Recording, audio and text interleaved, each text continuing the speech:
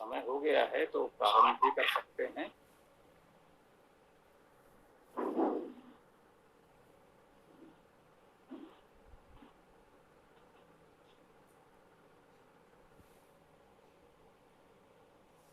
सीताराम जी, कल आप पूछने वाले थे श्राद्ध के बारे में।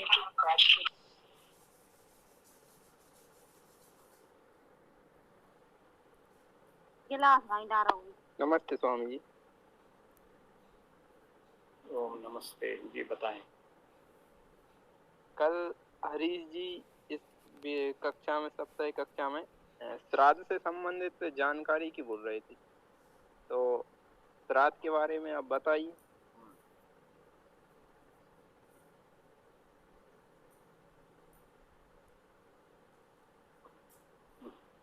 हरीश जी बोल रहे थे तो उनको आने दिया जाए या नहीं आना है उनको? आते होंगे, वो बोल तो रहे थे, तो आने वाले होंगे, आ जाने देते हैं उन्हें। ईसा भैया, आपको कुछ बोलना है तो आप बोल दीजिए। अभी तो कोई प्रश्न नहीं है मेरे पास।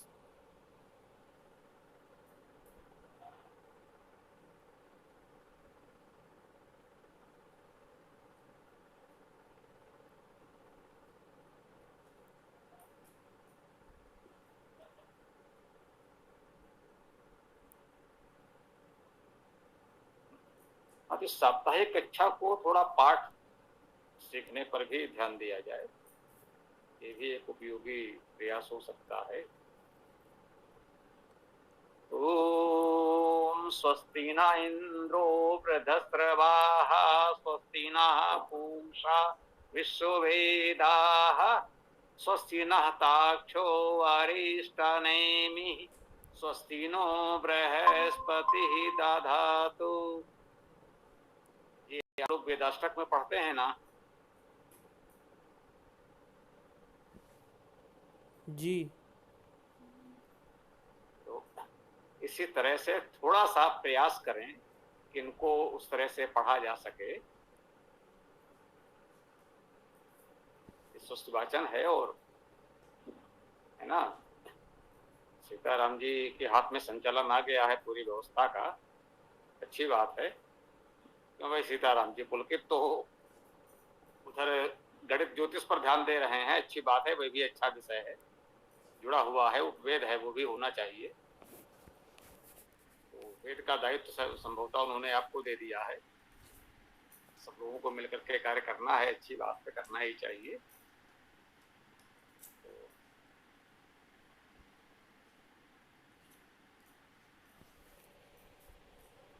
जी स्वामी जी, इस मंत्र का मैं पाठ करके देखता हूँ। जी।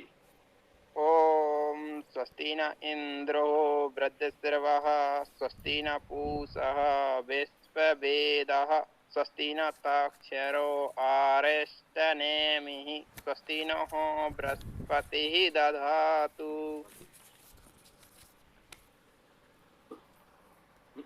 बहुत अच्छा प्रयास किया आपने।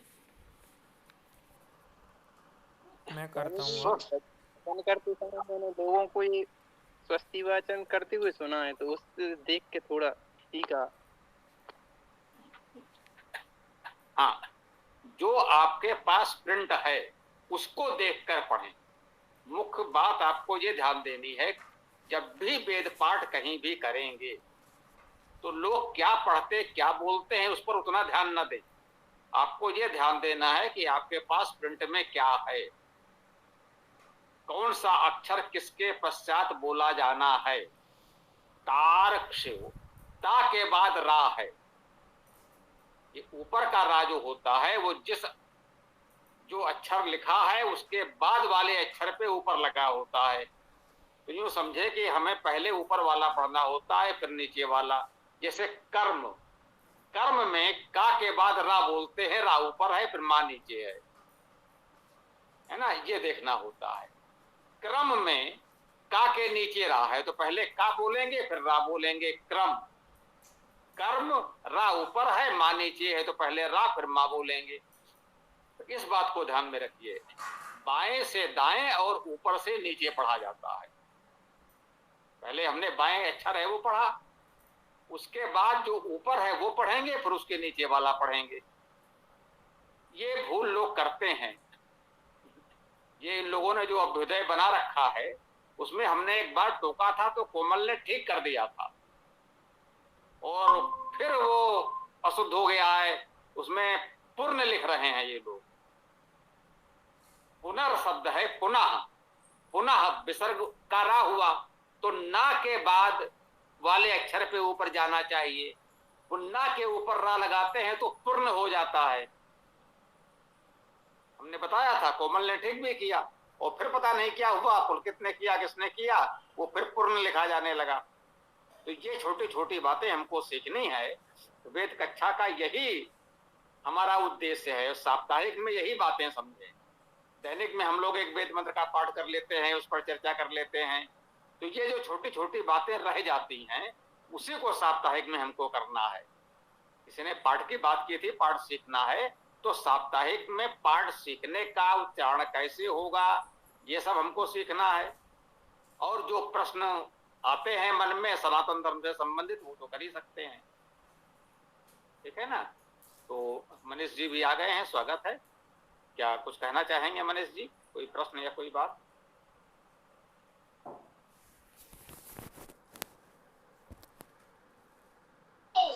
नमस्ते स्वामी जी। स्वामी जी, मेरा एक प्रश्न ये था, जैसे मैं एक दिन स्वामी विवेकानंद परिव्राजक जी को सुन रहा था, तो वो प्रसंग ऐसा था जिसमें वो कह रहे थे कि योगेश्वर श्री कृष्ण जी महाराज पूर्ण योगी नहीं थे। वो कह रहे थे कि वो मतलब 60 से 70% तक योगी थे, जो पूर्ण योग की स्थिति होती है, जहां 100% ये माना जाता है कि ये पूर्ण योगी है। तो उन्होंने कहा कि वो उस अवस्था तक पहुंचे हुए नहीं थे।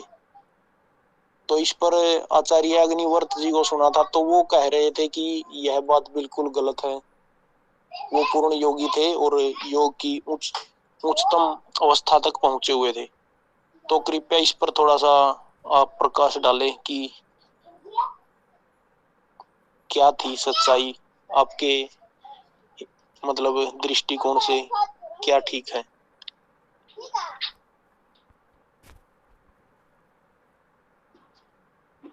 देखिए, इसमें मैं यही कहूंगा कि महापुरुषों के विषय में इस तरह की टीका टिप्पणी मुझे ठीक नहीं लगती। जहां तक कृष्ण की बात है, वो मेरा आदर्श है, इसमें कहने में मुझे कोई संकोच नहीं है। कृष्ण मेरे जीवन का आदर्श है, बहुत प्रेरणा हमें मिलती है, जीवन जीना सिखाया है कृष्ण ने हमको। तो मैं कृष्ण को बहुत मानता हूं, मैं उसे एक व्यवहारिक व्यक्ति के रूप में मानता हूं, और व्यवहारिक जीवन में हमें कृष्ण से बहुत कुछ सीखने को मिलता है, प्रेरणा मिलती है। कैसे परिस्थितियों में धैर्य मुस्कुराहट बनाए रखते हुए, राम की पत्नी का अपहरण हुआ तो रोते रोते वृक्ष लताओं से पूछते घूम रहे हैं, भाई को जरा सा चोट लगी युद्ध के मैदान में हो, भाई घायल हो गया तो उसको लिए रो रहे हैं। कृष्ण को देखिए कितने संघर्षों में जीता हुआ, कभी किसी ने नहीं सुना कि कृष्ण कभी बैठकर रोया हो। कृष्ण के इकलौते पुत्र का अपहरण हो गया, पूरा परिवार नगर राज्य परेशान है, सब यहां वहां भागे भागे घूम रहे हैं कि इकलौते बच्चे का अपहरण हो गया है, कहां खोजा जाए, क्या किया जाए। उनका पसले तो पूरी धरती उलट पुलट डाले। कृष्ण मुस्कुरा रहे हैं कि ठीक है, वो भी हो जाएगा, देख लेंगे, लोग अपना प्रयास कर ही रहे हैं। कृष्ण को कोई तनाव नहीं है, कोई टेंशन नहीं। इकलौता पुत्र अपहरण हो गया है, वो कृष्ण आनंदमय अपना मुस्कुरा रहे हैं, ठीक है, कोई बात नहीं है, ये भी हो जाएगा, प्रयास करो। कुल मिलाकर प्रयास करना है, तनाव पालने से कुछ नहीं होता, चिंता करने से कुछ नहीं होता। कृष्ण कठिन से कठिन परिस्थिति में मुस्कुरा सकता है। हमने उससे ये सीखा है कैसे विपरीत परिस्थितियों में धैर्य पूर्वक मुस्कुराते हुए हम निर्णय ले सकते हैं। इसमें मैंने कृष्ण के जीवन में पराकाष्ठा पाई है। अब योग क्या भला है, योग में कौन पूर्ण योगी है कि नहीं है, मुझे लगता है ये विषय ही व्यर्थ का है। अब पतंजल योग दर्शन कृष्ण के पहले का है या बाद का है, ये भी सोचना पड़ेगा। अब मैं इस विषय में कोई दावा नहीं करना चाहता। एक पतंजल तो मौर्यों के बाद हुए हैं, महाभाष्य भी उन्हीं का कहा जाता है, योग दर्शन किस पतंजलि का है, हो सकता है कृष्ण से पहले हुए हों। तो बात वेद की है, और वेद में योग के विषय में ऐसा कुछ नहीं है कि जिसके आधार पर हम महापुरुषों की इस प्रकार से टीका टिप्पणी, समालोचना, प्रशंसा, निंदा करते रहें। तो मुझे लगता है ऐसे विवादों में हमें नहीं उलझना चाहिए। हमें वेद का स्वाध्याय करना है, वेद का मार्गदर्शन जो हो उसे जीवन में अपनाना है, और कृष्ण जैसे महामानव जो हमें जीवन के लिए सिखा सकते हैं वो उनसे सीखिए। जीवन में समस्याएं आए तो कृष्ण से पूछिए कि हमें क्या करना चाहिए, कृष्ण हमको उचित मार्गदर्शन दे सकते हैं। ये मेरे लिए महत्वपूर्ण है। मेरे लिए ये बिल्कुल महत्वपूर्ण नहीं है कि इनके दृष्टि से कृष्ण कितने प्रतिशत योगी थे और उनके दृष्टि में कितने प्रतिशत योगी थे। कृष्ण स्वयं होते तो उनसे आप ये प्रश्न कहेंगे तो कह देंगे भैया मैं कुछ नहीं हूं, जो कुछ हो आप ही हो जाओ। तो ये बातें मेरी दृष्टि में उचित नहीं है। ऐसे प्रश्न से हमें अपने आप को मुक्त रखें तो अच्छा होगा, मेरा मत यही है। ओम।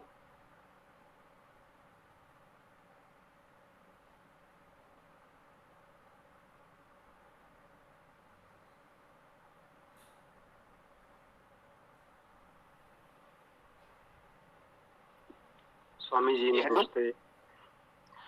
कृष्ण अपने उपदेश श्रीमद् भगवद गीता में ये भी तो कहते हैं युक्त तमो, तो जब युक्त तमो संयोग युक्त तमो जब शब्द का इस्तेमाल करते हैं, इसका अर्थ ये होता है कि श्री कृष्ण स्वयं भी योगिक क्रियाओं का अभ्यास कर रहे हैं। तो निश्चित रूप से ये तो उनके विषय में प्रश्न खड़ा हो ही सकता है, या उनके बारे में इस बात को जानना चाहिए कि वो योग कौन सा कर रहे हैं जिसके बारे में वो कह रहे हैं योग युक्त जो है।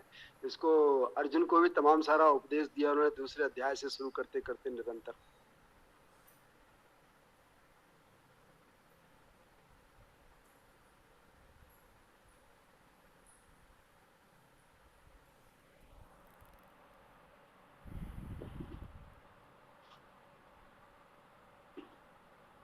आपकी बात में एक नया विषय भी आ गया।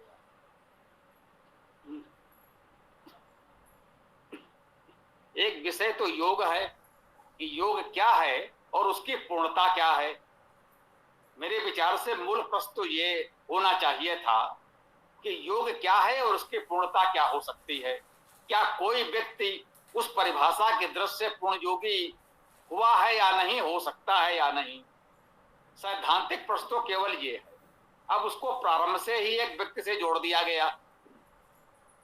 तो अब कृष्ण पूर्ण योगी थे या नहीं थे, कृष्ण थे किस योग का अभ्यास कर रहे थे, तो कृष्ण का लिखा हुआ कोई ग्रंथ तो हमारे पास है नहीं। कृष्ण की लिखी हुई कोई पुस्तक हमारे पास नहीं है जिसमें उन्होंने ऐसे कोई चर्चा की हो। यूं कहें कृष्ण का लिखा हुआ तो कुछ है ही नहीं। कृष्ण के विषय में लोगों का लिखा हुआ है। तो कृष्ण के विषय में लोगों ने जो कुछ लिखा है तो वो लेखक के अपने विचार हैं, उसे कृष्ण के विचार मानना मेरी दृष्टि में उचित नहीं है। साहित्य में ऐसी मान्यता नहीं है। साहित्य में जब भी हम पढ़ते हैं तो हम ये कहते हैं कि ये वाल्मीकि ने कहा है, ये कालिदास ने कहा है, ये तुलसीदास ने कहा है अपने ग्रंथ में। उन्होंने किस पात्र के मुख से कहलवाया है तो उसे उस पात्र का विचार नहीं माना जाता। रामायण में राम से ये कुछ कहलवाया है वाल्मीकि ने, तो वाल्मीकि का विचार हो सकता है। आवश्यक नहीं है कि राम का वही विचार रहा हो या रावण का वही विचार रहा हो। तुलसी ने राम से कुछ और कहलवाया है तो इसका यह अर्थ नहीं कि राम का वही विचार था जो तुलसी ने कहलवाया है। परशुराम और लक्ष्मण संवाद में जो कुछ तुलसी ने लिखा है, जो आज रामलीला में आपको दिखाई पड़ रहा है, वो राम लक्ष्मण या परशुराम के विचार तो नहीं है, निश्चित रूप से नहीं है। मैं दावे से कह रहा हूं नहीं है। वाल्मीकि रामायण में तो ऐसा कोई संवाद है ही नहीं। तुलसी ने कुछ लिख दिया, बाद में लोगों ने उसे और विस्तार कर दिया।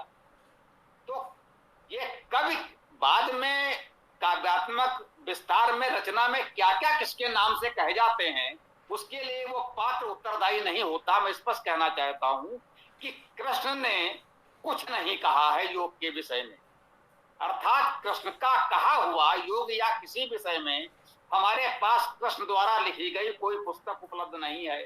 अब रह गई तथाकथित श्रीमद् भगवत गीता की बात। जी हाँ, मैं कह रहा हूं तथाकथित भगवत गीता।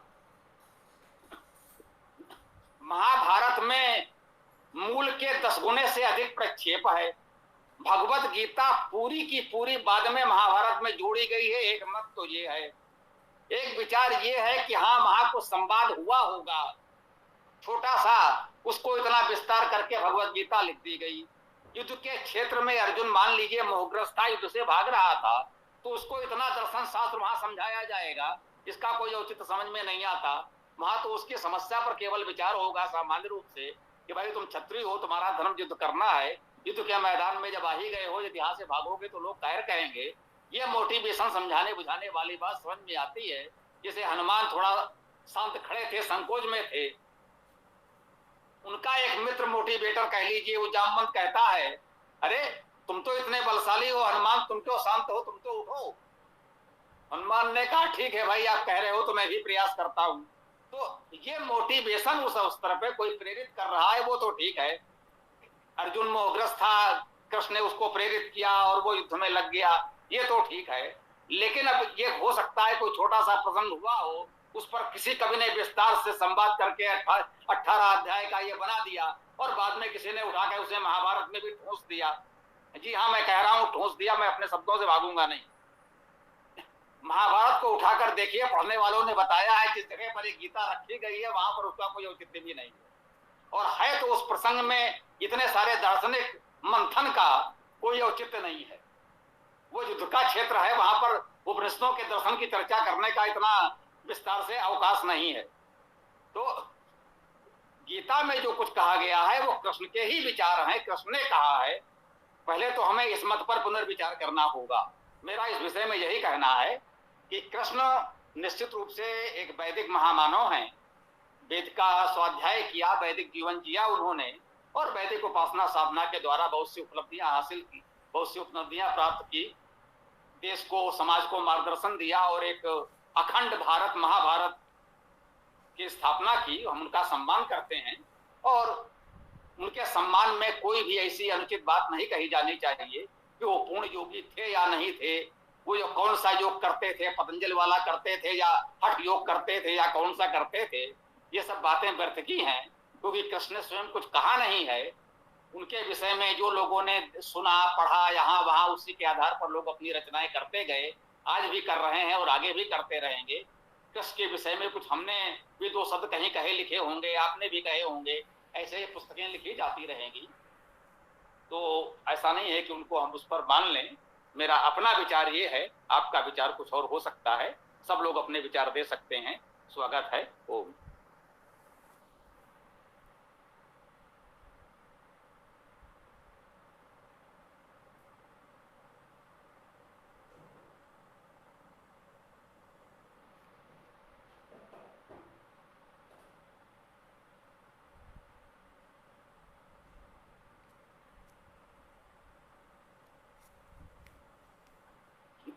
जी, चर्चा चलती रहे, विराम न हो, ध्यान रखते हैं। जिसके मन में जो भी विचार आए निसंकोच बोलें। यहाँ तो साप्ताहिक तो उन्मुक्त चर्चा है ही, बिल्कुल खुला मंच है, कुछ भी कह सकते हैं। तो जो ये चर्चा योग की है जा रही है, तो ये तो उससे तो दिखाई देता है कि श्री कृष्ण जी के समय में योग था, राम के समय में उसका कोई उल्लेख नहीं मिलता है किसी भी प्रकार से, न तो वाल्मीकि रामायण में, न ही रामचरितमानस में।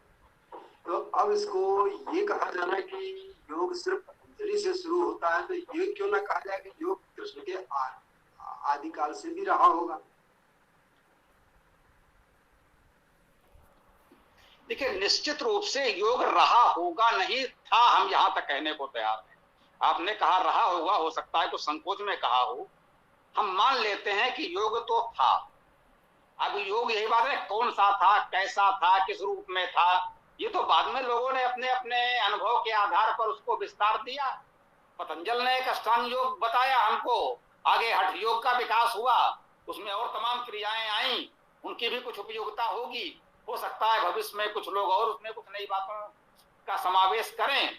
तो कृष्ण के समय में या उनसे पहले योग किस रूप में था, कैसा था, कुछ तो रहा होगा।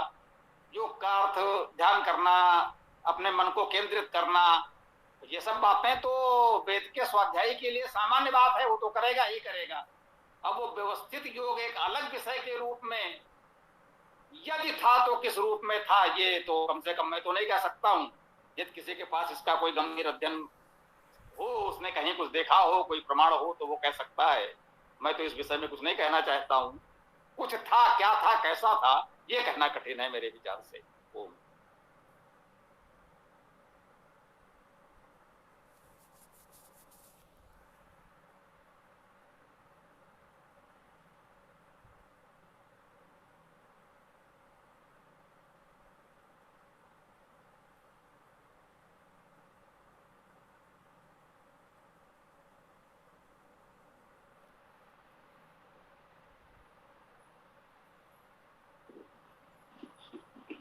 हाँ भाई मनीष जी, आप ये कुछ बताएं।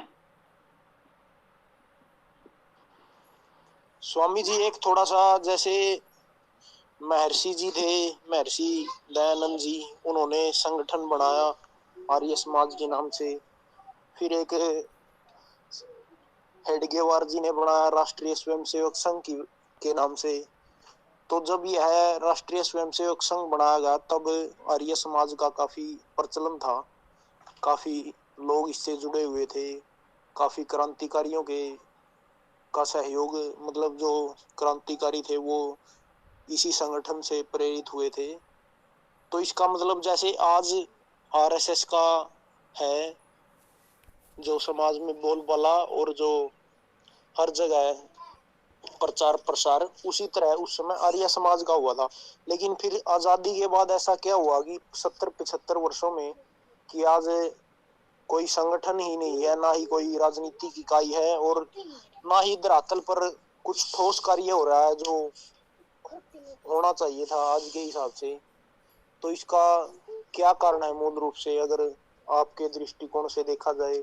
आप फिर भी थोड़ा सा ज्यादा चिंतन का स्तर आपका काफी गहरा है, तो कृपया इसके बारे में बताएं।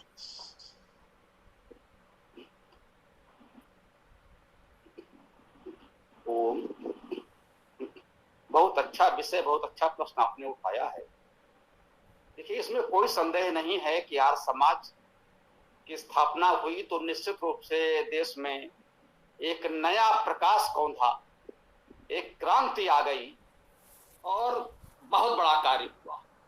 ये बात भी सत्य है कि जिस समय संघ की स्थापना हुई उस समय आर्य समाज का सूर्य दहक रहा था। यही कह लें कि उस आर्य समाज की चकाचौंध से त्रस्त होकर कुछ लोगों ने उसे ढकने के लिए कुछ बादल बनाने का प्रयास किया। वेद के प्रकाश को ढकने के लिए अनेक संगठन बने कि कैसे इस वेद के प्रकाश को रोका जाए। इस दृष्टि से और लोगों ने प्रयास किए। राष्ट्रीय स्वयंसेवक संघ की स्थापना हुई, हिंदू महासभा की स्थापना हुई, गीता प्रेस गोरखपुर की स्थापना हुई। ये सारे सब देखिए 1925 के आसपास हुए हैं। और ये सिख गुरुद्वारा प्रबंधक समिति उसी समय बनती है। गुरुद्वारा अधिनियम पारित हुआ ये 1923, 24, 25। अब इतिहासकार इस पर बहुत तिथियों पर बात कर सकते हैं, लेकिन समय लगभग एक सा है। जब आर्य समाज यूं कहें कि वैदिक सूर्य मध्याह्न की अवस्था में दहक रहा था, तब उससे भयभीत लोगों ने अलग अलग तरह के प्रयास किए कि वेद का प्रचार कैसे रोका जाए। और समाज की चूक ये हुई कि वो इस संकट को पहचान नहीं पाया कि कैसे वेद विरोधी संगठित प्रयास कर रहे हैं, उधर से वो कह सकते हैं आंखें बंद किए रहा, अपनी राह चलता रहा। एक तो चूक यही हुई। उन लोगों ने एक भ्रम फैलाया जैसे कि वो वास्तव में सनातन धर्म के संरक्षक हैं तो बहुत से आर्य समाजी भ्रमित हो गए। आज आर्य समाज मुख्य रूप से इन दो भागों में बट गया है। आर्य समाज में बहुत से ऐसे लोग हैं, बहुत से तो घुसपैठिए वहां से आ गए हैं इसीलिए दिखाने के लिए कि आर्य समाज के लोग संघ के समर्थक हैं। बहुत से लोगों ने इसी उद्देश्य से घुसपैठ कर ली है कि बड़ी संख्या यहाँ दिखाई पड़े, और प्रचार प्रसार से कुछ हमारे जो वास्तविक आर्य समाज के लोग थे वे भी प्रभावित हुए हैं कि नहीं नहीं भाई, कहीं ना कहीं वो देश धर्म संस्कृति की बात तो करता है। वो तो बात ठीक है, लेकिन वैदिक नहीं है, पूरी तरह अवैदिक बात करता है, ये तो सच है। इन सबकी स्थापना इस उद्देश्य से हुई कि जो समाज की रूढ़ियां हैं, अंधविश्वास हैं, वो कैसे बने रहें, उनको नष्ट होने से कैसे बचाया जाए। और समाज तो सारे अंधविश्वास नष्ट कर देगा, सारी रूढ़ियां परंपराएं तोड़ देगा, जातिवाद समाप्त, बाबागिरी समाप्त। ये कहते हैं यदि वेद का प्रकाश फैल जाए तो जातिवाद और बाबावाद दोनों का समापन हो जाएगा, इसमें कोई संदेह नहीं है। तो जातिवाद और बाबावाद को बचाए रखने के लिए इन सब संगठनों की स्थापना हुई, क्योंकि उनका उद्देश्य तो स्पष्ट था। स्पष्ट रूप से वो वेद का या समाज का विरोध कर नहीं सकते, आज भी नहीं कर सकते। वो परोक्ष प्रयास करते हैं कि यदि हम कोई वेद का कार्य कर रहे हैं तो हमारे आसपास वो अपने धन बल, जन बल, शासन सत्ता के बल से अवैधिक कार्यक्रम बड़े बड़े करने लगेंगे, जिससे हमारी बात दब जाए उसमें। भाई हम वेद का कार्य कर रहे हैं, हमारे पास तो उतने साधन नहीं है। अब हमारे आसपास वो गीता, भागवत, हनुमान चालीसा, रामचरितमानस पर बड़े बड़े भव्य करोड़ों अरबों रुपए खर्च करके आयोजन करने लगेंगे। अब उसमें हमारा छोटा सा वेद का प्रयास दब जाएगा। ये आज भी हो रहा है, मैं प्रत्यक्ष देख रहा हूँ। कोई आए कानपुर में दिखा सकता हूँ कि यहाँ पर हम थोड़ा सा वेद का प्रयास कर रहे हैं, तो वो संगठन हमको दबाने रोकने के लिए किस तरह से दूसरे आयोजन उन्होंने बड़े बड़े अभी शुरू कर दिए कि वेद की बात कैसे दबाई जा सके। प्रत्यक्ष विरोध कर नहीं सकते कि हम वेद को नहीं मानेंगे, वो ऐसा कह नहीं सकते। और समाज की निंदा प्रत्यक्ष कर नहीं सकते, क्योंकि यार समाज अभी भी इतना सशक्त तो है कि वो सीधी चुनौती दे तो फिर आर्य समाज भी खड़ा हो सकता है। तो वो आर्य समाज को अंदर उसके घुस करके दीमक की तरह खाने में लगे हैं। आर्य समाज इससे असावधान है, इसलिए उसको हानि हो रही है। दूसरा ये भी कह सकते हैं कि आर्य समाज की आंतरिक भूलें भी हैं। यहाँ पर आर्य समाज में अत्यधिक लोकतंत्र होने के कारण आर्य समाज पर अधिकार बनाए रखने, संपत्तियों पर अधिकार करने के लिए तमाम वाद विवाद में ही हमारे अनेक पदाधिकारी सब उलझे हुए हैं, मूल विषय से वो हट गए हैं। एक ये बहुत बड़ी समस्या आ गई है, और एक सैद्धांतिक समस्या है कि जिस तरह से वेद का प्रचार किया जाना चाहिए था, वो आर्य समाज ने, मैं विनम्रता से कहना चाहता हूं, नहीं किया। वेद पाठ, वेद व्याख्या, वेद प्रवचन के आयोजन जो आर्य समाज को करने चाहिए थे वो नहीं किए। आप देख लीजिए आर्य समाज, ये जो हमने समस्याएं बताई वो तो व्यवहारिक अपनी जगह पर हैं। आर्य समाज की आंतरिक स्थिति क्या है? आर्य समाज में कोई भी आपको वेद पाठ, वेद प्रवचन का प्रचार करता मिल जाए तो बड़ी बात है। कोई सत्ता प्रकाश बांट रहा है, कोई मनुस्मृति पढ़ा रहा है, कोई यही कह रहा है कि प्रतिदिन सायंकाल प्रातः काल दोनों समय आपको कम से कम 2-4 किलो लकड़ी जला करके देव यज्ञ, अग्निहोत्र, हवन करना ही करना है, वही सबसे बड़ा धर्म है। भैया मैंने कहा समाज के 10 नियमों में कहाँ लिखा है बता दूं? और समाज के 10 नियमों में केवल यही कहा गया है कि वेद का पढ़ना पढ़ाना और सुनना सुनाना सब आर्यों का परम धर्म है। उसमें न तो हवन करना परम धर्म बताया गया है, न सत्यात प्रकाश मनुस्मृति या कोई और कुछ बताया गया है। कोई अष्टांग योग की कक्षा चला रहा है, कोई मनुस्मृति पढ़ा रहा है, सत्यात प्रकाश बांट रहा है, हवन करा रहा है। तो जो कहा जाता है समाज में, आर्य समाज भी इतनी धाराओं में है। यदि आर्य समाज ये कर ले कि हमें मुख्य रूप से केवल वेद पाठ, वेद प्रवचन पर केंद्रित करना है, और वेद पाठ के लिए छोटी छोटी पुस्तकें जो आपको अच्छा लगे, कुछ सूक्त, 1-2 अध्याय वेद के लेकर के जो का त्यों जहां है जैसा है। जैसे हम लोग जो वेद कक्षा में चला रहे हैं, यजुर्वेद एकादशी, यजुर्वेद के अंतिम 11 अध्याय हम लोगों ने ले लिए। तो हमने कहा भाई 11 अध्याय कम से कम कर लो। वेदाष्टक दे दिया, चारों वेदों के प्रथम और अंतिम मंत्र, कम से कम 8 मंत्र ये आप सीख लो। फिर यजुर्वेद का 11 अध्याय आप पढ़ लो, उसके बाद संभव हुआ तो यजुर्वेद हम प्रारंभ से पहले अध्याय पहले मंत्र से पूरा यजुर्वेद करने का प्रयास करेंगे। तो यदि इस प्रकार से हो जाए कि हम यजुर्वेद एकादशी का पाठ करेंगे, वेदाष्टक पाठ करेंगे, यजुर्वेद के 8 10 अध्याय हैं, आप उसमें से अंतिम 5-7 अध्याय ही ले लें, या किसी को अच्छा लगे कोई दूसरे 5 अध्याय ले ले यजुर्वेद से, या किसी दूसरे वेद से एक साथ आपने लिया, कुछ सूक्त कुछ अध्याय ले लिए, हम उसका पाठ करेंगे। तो यदि वेद का प्रकाश फैलेगा तो ये जितना भी रूढ़ियां, परंपराएं, अंधविश्वास का अंधकार है वो स्वतः दूर हो जाएगा। आप वेद का प्रकाश फैला नहीं रहे हैं, आपकी सारी ऊर्जा मूर्त पूजा इन सबके खंडन में लगी हुई है। हम यही कह रहे हैं कि अंधेरे को उसने से अंधेरा दूर नहीं होगा। आप दीपक प्रज्वलित कीजिए, अंधेरा अपने आप चला जाएगा।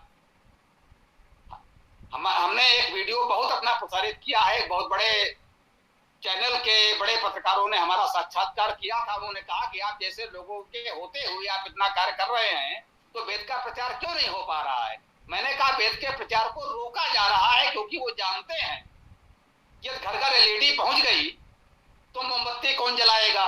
तो वो अपनी मोमबत्ती का कारोबार बचाने के लिए वेद का प्रचार रोक रहे हैं, जिससे उनकी मोमबत्ती बिकती रहे।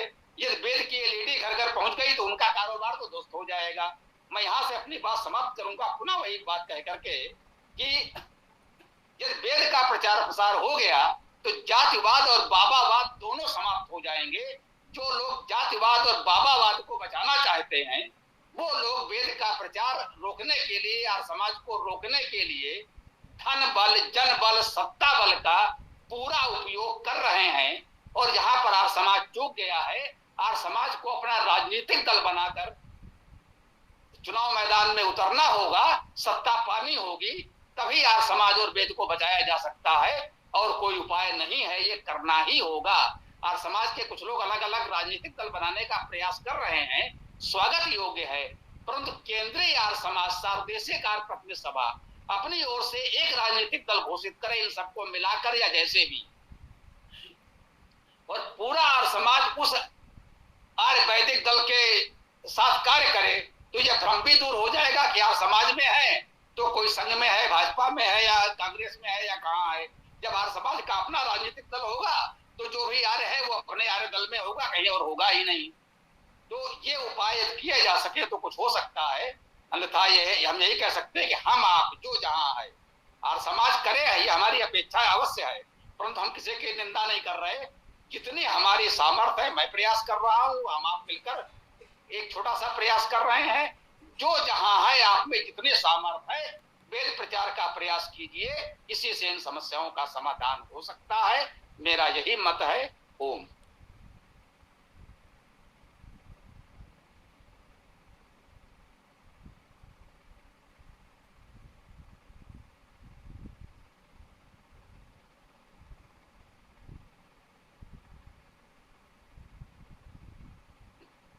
शशि जी स्वागत है, कुछ आप कहना चाहें तो बताएं, और भी जिसको जो भी कहना हो।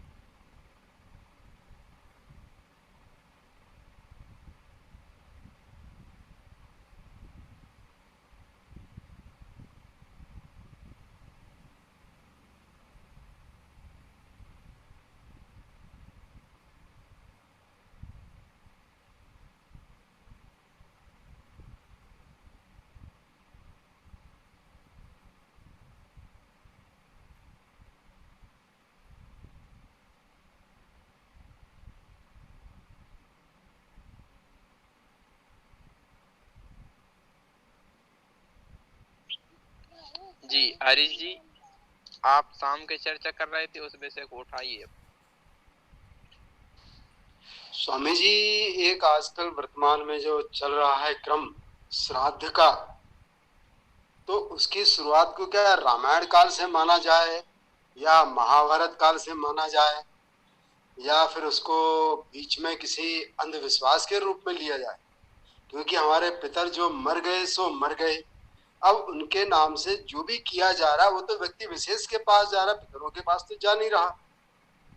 तो इसको कैसे समझा जाए? जी उत्तम प्रश्न है। इस समय कुछ लोग पितृपक्ष मना भी रहे हैं,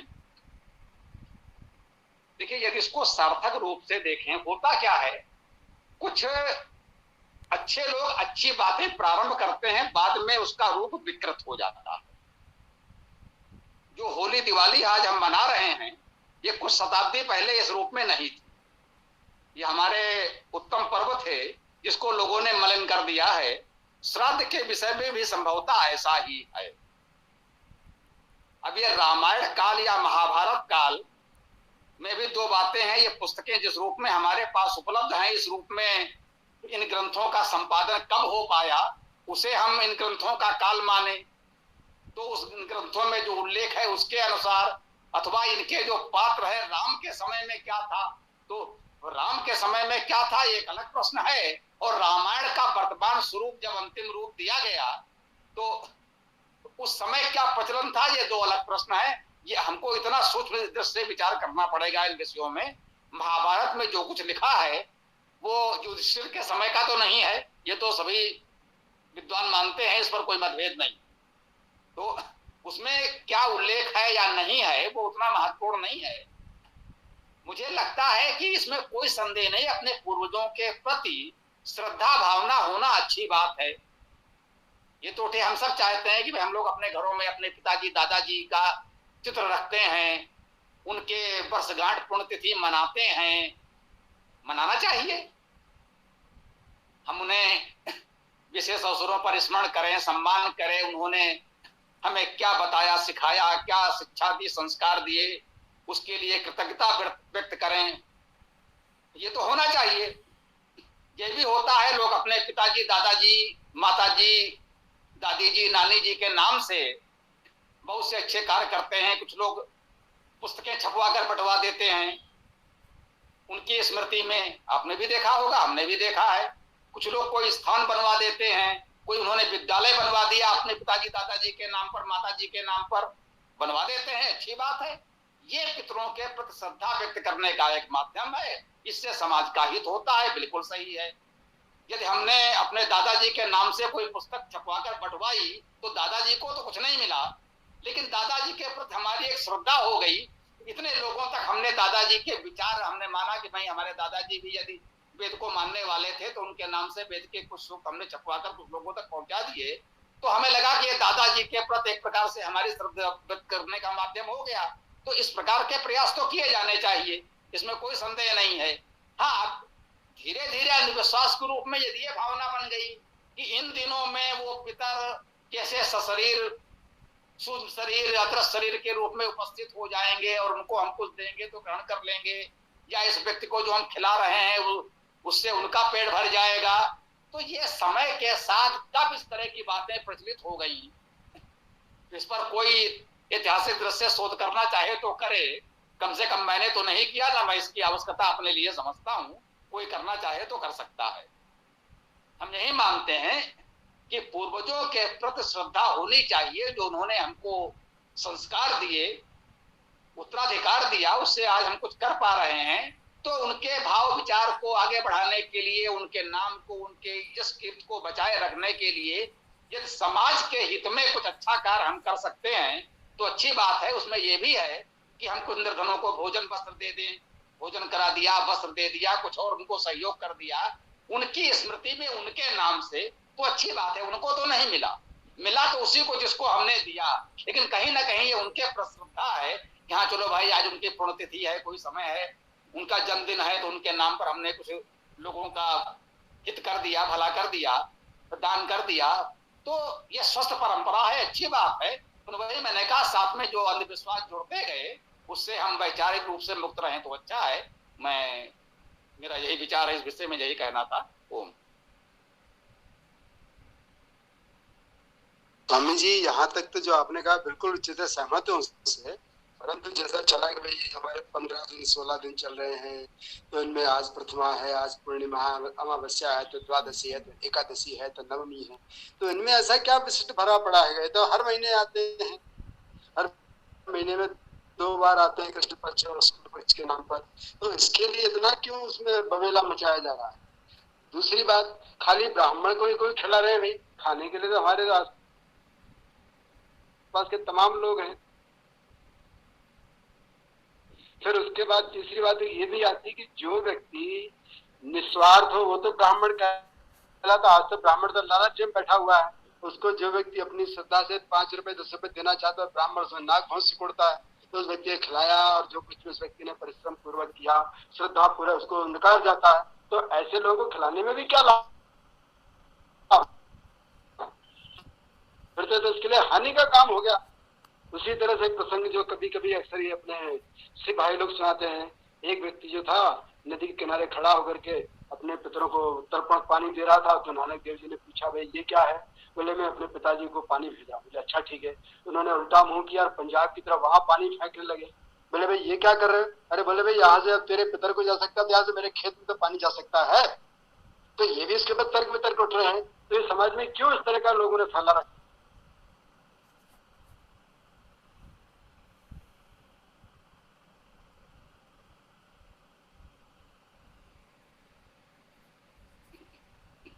जी भाई जी, यही तो हमने कहा कि अच्छे भाव से कुछ परंपराएं प्रारंभ होती हैं, बाद में उसमें कुछ रूढ़ियां अंधविश्वास जुड़ते चले जाते हैं। उससे यथासंभव हम बचने का प्रयास करें। हम जागरूक हो गए हैं, हम समझ गए हैं, दूसरों को भी यथासंभव बताएं, बिना कोई विवाद किए, बिना कोई कटुता के हम सही मार्ग पर चले। और जो हमारी बात सुन समझ सकता है उसको प्रेम से समझाने का प्रयास करें, यही हमें करना चाहिए। अब जैसे इसमें एक परंपरा ये भी है कि वे गया में जाके पिंडदान करना चाहिए। वे गया में क्यों जाना चाहिए? पिताजी तुम्हारे जीवन में कभी गया गए ही नहीं। माता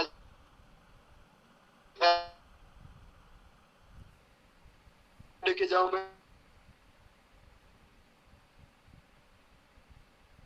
करते थे, या जहाँ कभी सुबह शाम उठ करके बैठ के चले जाके अपना भजन गाते थे, वहां क्यों ना जाऊं भाई?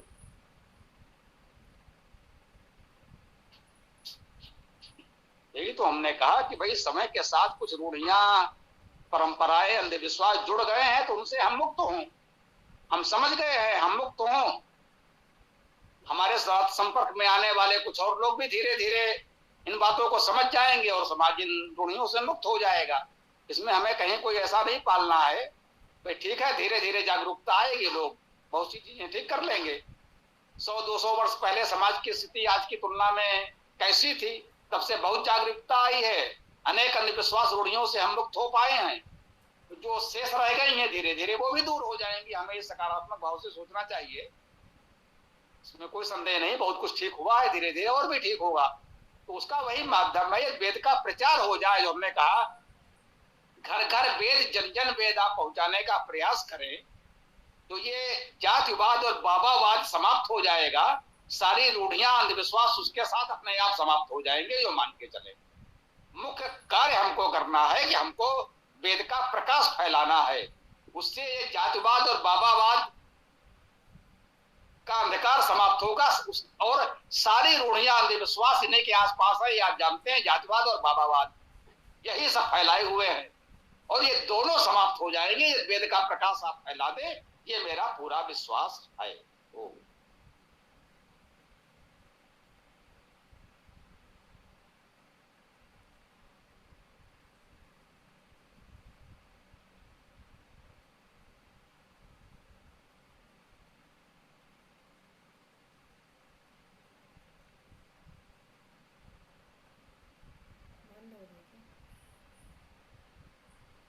जी, किसी को कुछ और विषय रखना हो तो बताएं।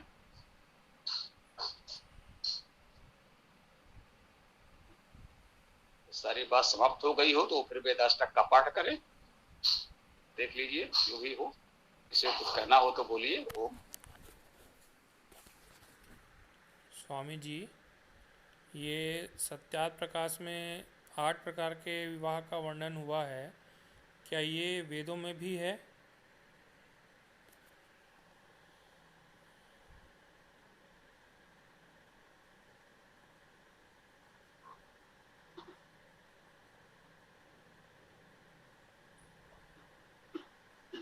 वेद में ऐसा कुछ नहीं है।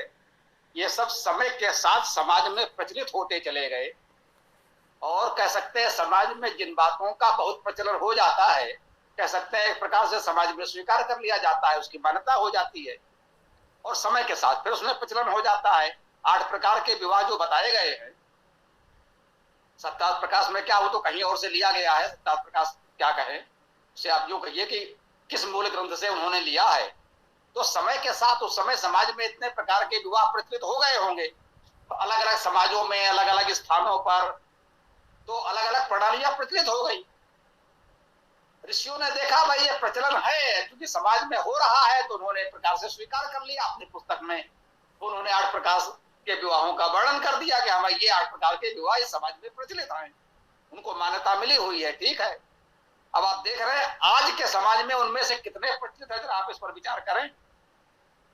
उन 8 प्रकार के विवाह जो बताए गए हैं उनमें से आज कितने प्रचलित हैं? आज मेरे विचार से 2 ही प्रकार के विवाह प्रचलित हैं। एक तो दोनों पक्षों के परिवार, उनके माता पिता परिजन मिलकर विवाह तय करके और एक विधिवत संस्कार विवाह करते हैं। दूसरा, जो लोग परिवार की इच्छा से अलग युवक युवती आपस में ही निर्णय कर लेते हैं कि हमें आपस में विवाह करना है, वो कहीं किसी मंदिर में जाकर विवाह कर लें या न्यायालय में जाकर पंजीकरण करा लें, भैया हमने तो विवाह कर लिया, हम पति पत्नी हुए। तो वर्तमान समझ में केवल ये 2 प्रकार के विवाह प्रचलित हैं। भविष्य में क्या होगा कौन जानता है। तो उसे जो ही समझे कि किसी समय जब वो पुस्तकें लिखी गई होंगी, जिन मूल पुस्तकों में वो विषय आया है, दयानंद ने अपनी इच्छा से नहीं लिखा, वो पुरानी पुस्तकों से उन्होंने संदर्भ ही दिए। मैं किसी पुस्तक का नाम नहीं लेता, आप लोग जानते हैं, मैं केवल वेद की चर्चा करता हूँ। तो उन पुस्तकों के लिखे जाते समय ये सामान्य प्रचलन रहा होगा, तो उन्होंने लिख दिया। आज केवल 2 प्रकार के विवाह प्रचलित हैं, तो 2 प्रकार के हो रहे हैं। भविष्य में जो होगा देखा जाएगा, इसको इसी रूप में लें। जी, तो ये 2 प्रकार के विवाह क्या वेदानुकूल हैं स्वामी जी?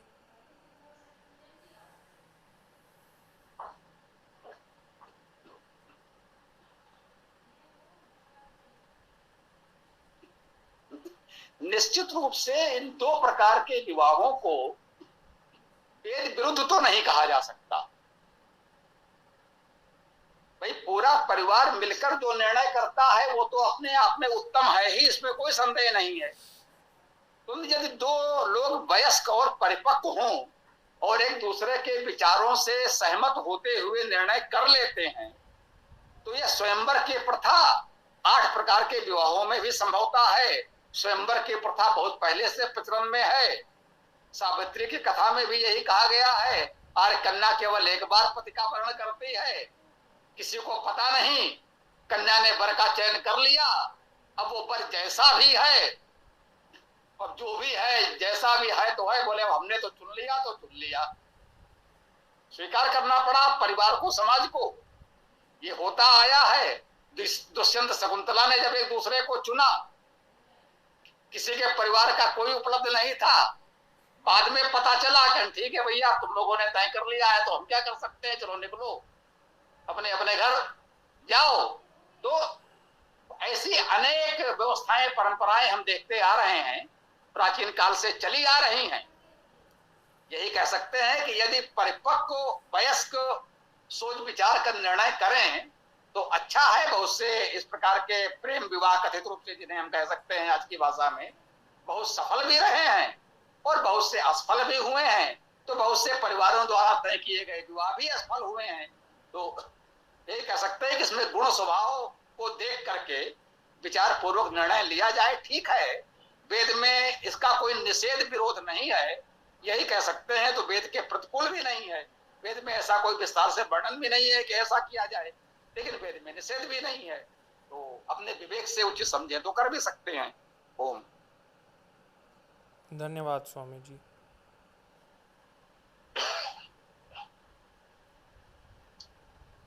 वर्तमान में जो ये बलात्कार आदि होते हैं अपहरण, इसको भी स्वामी दयानंद ने अपने उस 8 विवाहों में से एक लिया, जिसको उन्होंने आसुर विवाह का नाम।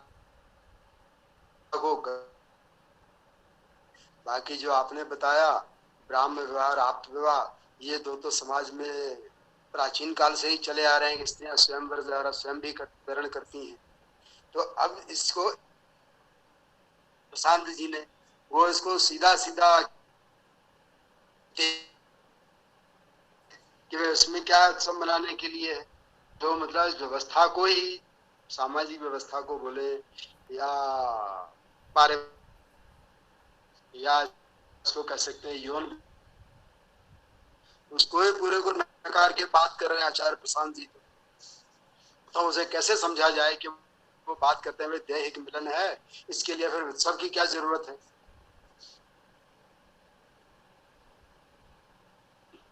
ये तो बिल्कुल अलग विषय है। आचार्य प्रशांत जी क्या कह रहे हैं वो तो आचार्य प्रशांत जी जाने, उनसे हमें कोई लेना देना नहीं है। हमारे पास तो इतना ही प्रश्न पर्याप्त है, जैसे भैया ने पूछा कि वेद के अनुकूल है या नहीं, तो इतना तो हम विचार कर सकते हैं कि वेद के अनुकूल है या नहीं। वेद के अनुकूल है, वेद में कहा गया है तो मान्य है, यदि वेद में कुछ नहीं कहा गया है तो अपने विवेक से निर्णय करें। और बाकी आचार्य प्रशांत जी जैसे अभी आपने बताया तो मुझे पता चला, मुझे जानकारी नहीं थी कि ऐसा कोई कुछ कह रहा है। तो ऐसे जाने कितने लोग हुए हैं समाज में, विश्व में कह लीजिए विभिन्न कालों में, जाने कितने तथाकथित विद्वान मनीषी हुए होंगे जिन्होंने समाज में अपने अपने अलग अलग विचार लोगों को दे दिए। तो भैया सबको स्वतंत्रता है अपने अपने विचार व्यक्त करने की, बाकी समाज को जिसका विचार अच्छा लगेगा वो बनाएगा, वरना वो अपनी बात कह करके चला जाएगा, यही कह सकते हैं। अब इन विवाहों की जो बात आई थी उसमें भी मुझे ध्यान आया, उसमें एक है अपहरण विवाह। हाँ, ये शब्द आपने नहीं सुना होगा, ये भी मेरे मन में आया, मैंने बोल दिया अपहरण विवाह। आप शक्तिशाली हैं तो किसी लड़की को उठा लाए और यहां पर लाकर एक पंडित जी को बुलाया, बोले पढ़ो मंत्र, हो गया विवाह। इसे उन 8 विवाहों में क्या कहा गया है, मैं उस शब्द को नहीं कहना चाहता। आज की भाषा में यदि कहें तो इसे तो अपहरण विवाह कहा जा सकता है। यदि आप शक्तिशाली हैं तो किसी लड़की को उसके घर से जबरदस्ती उठा लाइए, उसके माता पिता को मार पीट करके हत्या करके उठा लाइए, क्योंकि आप शक्तिशाली हैं। और घर में पंडित जी को भी उठा लाइए कि चलो पंडित जी पढ़ो मंत्र, वरना तुम्हारा भी यही हाल होगा।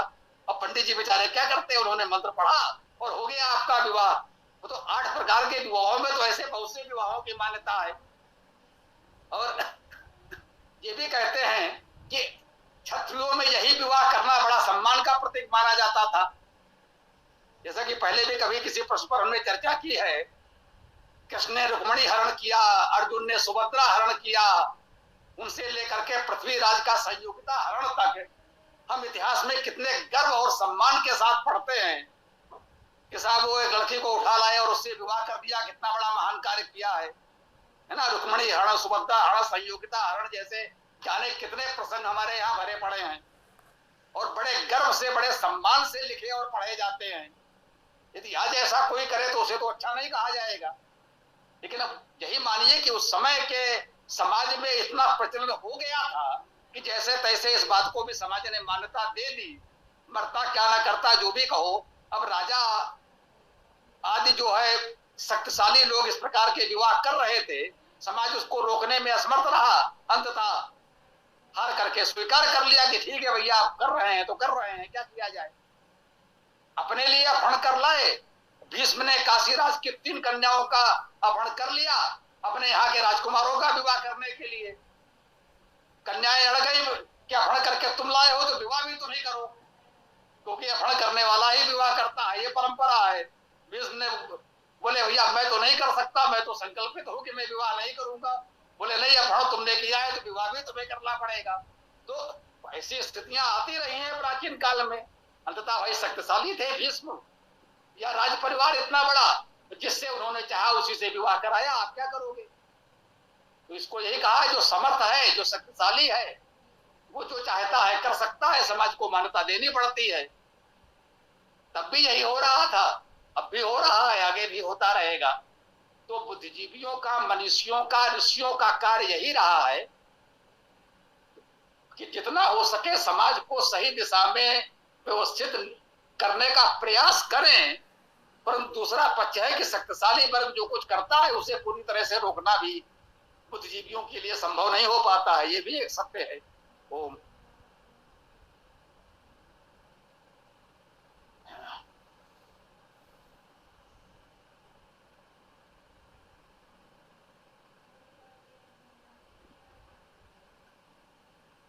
ये बोलिए, किसी को कुछ बोलना है या फिर समापन की ओर बढ़े? वेदाष्टक का पाठ करके समापन कर सकते हैं समय की दृष्टि से। यदि किसी को कुछ कहना है तो चर्चा की जा सकती है, उसकी कोई समय की सीमा नहीं है। और यदि बात समाप्त हो गई है तो सीताराम जी देखें वे दर्शक के साथ समापन कर सकते हैं। तो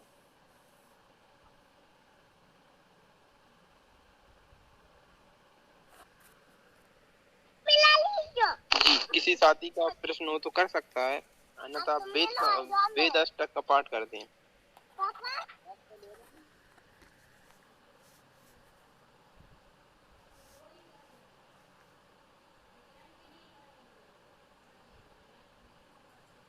किसी का कोई प्रश्न नहीं है तो फिर सीताराम जी देखें वेदाष्टक करें और समापन करें वेदाष्टक पाठ। जी स्वामी जी। ओम अग्निम ईडे पुरोहितम यज्ञस्य देवं ऋतिविजं होतारं रत्नदातमं। ओम जी, करते जाइए क्रम से। ॐ समानी वह आकुतिः समाना हृदयानि वह समानमस्तु वो मनः यथा वह सुसहसति। ॐ अग्ने आयै वीतये गृणानो हव्यदातये निहोता सत्सि बर्हिषि।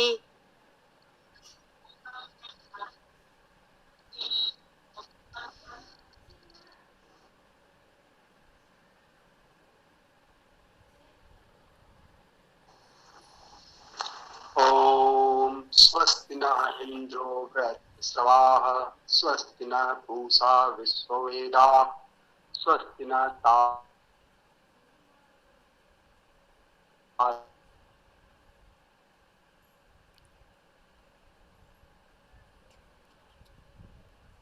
तार्क्ष्यो अरिष्टनेमिः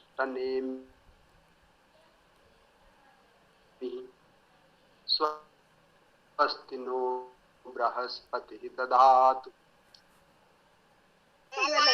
ओम एतृसप्ताह परिस्यन्ति विश्वरूपाणि विव्रता वचस्पति बला तेषां तन्मो अद्य ददातु मे। ओम ॐ ॐ नायं तत् अश्विना कृतं वां वृषभो दिवो रजसा पृथिव्या सहस्रं संसा उतये गविष्ठो सर्वान् इत्थतान् उपयाता बिभ्दये।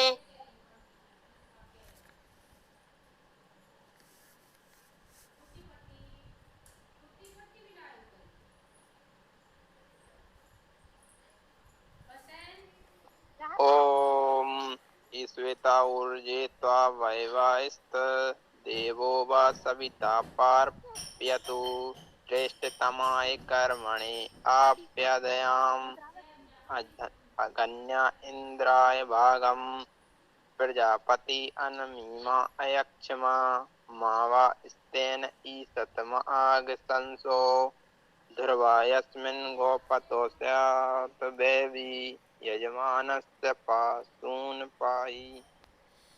ॐ हिरण्मयेण पात्रेण सत्यस्यापि हितं मुखं यो वसौ आदित्ये पुरुषः सो वसौ वहम्। ॐ खं ब्रह्म।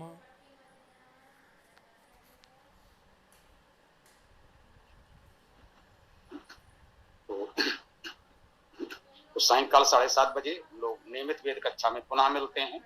ओम स्वस्ति, ओम नमस्ते, ओम खम ब्रह्म, ओम खम ब्रह्म।